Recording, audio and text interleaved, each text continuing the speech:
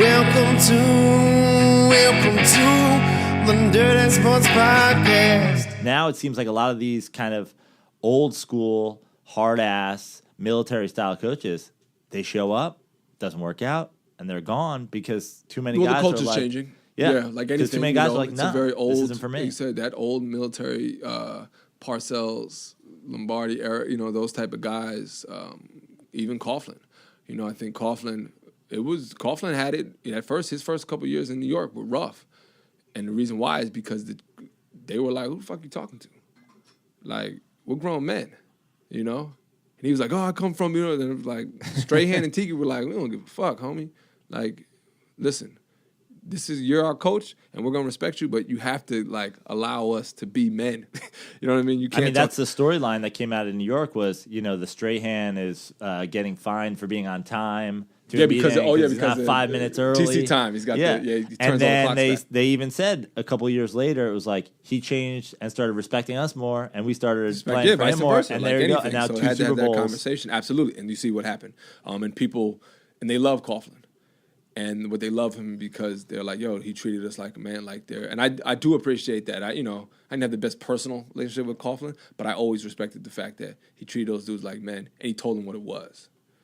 I remember, I was late I fell asleep in one meeting my rookie year during Philly week.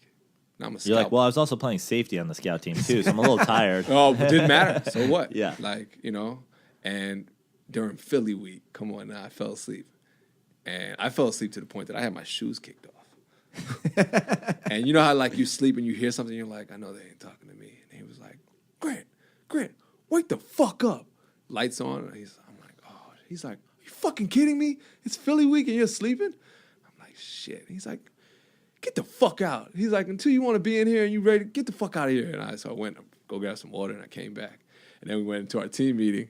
And the running back meeting. And they were that was Coughlin. Yeah, it was TC. That was my rookie year. And they were clowning me. All the running backs like, Tiki was like, God damn. And I'm like, fuck. Because I'm thinking in my head, I'm fired. I'm going to go to work today. You're like, and after practice, shoes off. They're gonna after work today, after practice, they're going to send me home. That's a wrap. I have no job. And my coach was like, listen, let this be a lesson to all you guys. Because I know for a fact that RG wasn't the only one sleeping in that meeting. He just got caught. And he was like, don't take this shit for granted, fellas. And that's why I love Gerald, my running back, because he always, his whole thing was, I'm trying to keep y'all in the league. This shit is hard enough. I'm going to do everything I can to keep you guys in the NFL, whether it be here or somewhere else. He would prep us for all the stuff. And so he said, RG, man, he's like, now you see. He said, I think you'll be okay, but now you see, man. Don't slip up like that, bro. He said, I don't care what, don't slip up. He said, I'm not going to tell you not to go to sleep. He said, don't slip up to the point that you don't get caught. Is what it is. You get caught, own it, and blah, blah, blah. He said, you should probably speak to coach. So what I did was before practice, I ran up to coach, and I said, Coughlin, I said, Coach, I just want to totally apologize. I know it was unacceptable. And he was like, yeah. And he looked at me like, come on now. And then I said, yeah. I said, it won't happen again. I know it's just, something that this is, it's not in my character. And he was like, listen. You don't think you're expendable? This is what he said to me. You don't think you're expendable? He said, there's a million dudes on the street right now that are dying to have your job.